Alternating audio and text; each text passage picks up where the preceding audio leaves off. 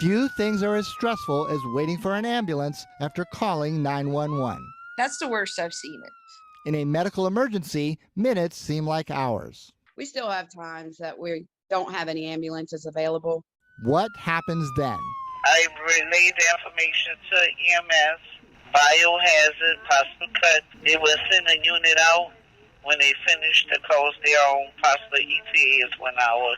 We've had a lot of tough conversations and a lot of heated conversations. Dr. Emily Nichols, director of New Orleans EMS, doesn't mince words about the city's serious shortage of ambulances and the medics to operate them. She admits that she herself has been forced to jump into a unit to help answer calls. Our chief and several of our administrative staff have worked shifts. I have gone on several calls as well whenever there was a concern for a response. These EMS records obtained exclusively by Channel 4 show just how serious the situation has become. Since the beginning of 2019, calls for service have held steady in the range of 1,100 to 1,500 a week. But another measure, known as NUAs, or No Units Available, kicks in when no regular EMS ambulance is available. In 2019, NUAs topped 300 a week 8 times over the entire 12 months. Compare that to this year, with NUAs topping 300 13 times in just the first 6 months. So the calls just keep stacking up, and it's hard to keep up with that. At that point, those calls are supposed to roll over to other ambulance companies who provide mutual aid backup. But they are a clear sign of stress on the system. One of the city's primary mutual aid partners is Acadian Ambulance Service. But the surge in COVID calls, staff shortages, and overcrowded hospitals have also hit Acadian, meaning they're not always available. A true emergency, life and death. That is where we are, and because of all of these factors squeezing the system. And the unfortunate reality is that while every call feels like an emergency to the person calling, we have to prioritize the person that is in the most dire of circumstances. Many times, especially during recent COVID spikes, even mutual aid ambulances haven't been available. When that happens, the New Orleans Fire Department responds with medics who can try and stabilize patients, but they aren't equipped to transport them to a hospital.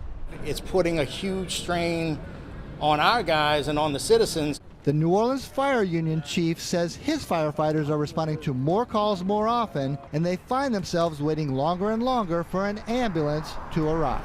For where it used to be 10 minutes, now we're on the scene, sometimes a half hour, sometimes an hour. A few times it's been over 2 hours, 4 hours. There is no way to count patients who suffered more severe medical consequences or even death due to the city's ambulance crunch. But there is one measure used by ambulance companies nationally that can serve as a rough indicator. The percentage of calls in which an ambulance arrives within the national standard of 12 minutes is tallied by New Orleans EMS as RTC, response time compliance. While that percentage has mostly stayed within the 60 to 70% range since 2019, from May 30th to July 10th of this year, the percentage never topped 60, dropping as low as 53%. It got really low, I'll be honest, when we started losing more staff that were ill. Nichols admits that New Orleans EMS was in a full-blown crisis in mid-July. The agency was saved by the addition of 15 federally funded surge ambulances from around the region to help out. The day before the ambulances came, it was dire. Those reinforcements, along with a lull after Hurricane Ida and a dip in COVID cases, has pulled New Orleans EMS from the brink. But everyone in the industry agrees that the underlying reasons for the crisis and the pressures on frontline EMTs and paramedics are not going away anytime soon. Every call places a burden when you feel like you cannot do things the way you would want them. I talked to more than a dozen EMS professionals for this story, and because of the stress they've been under, many are now former EMS employees. We'll hear more from them in our next story. Mike Pearlstein, Eyewitness News.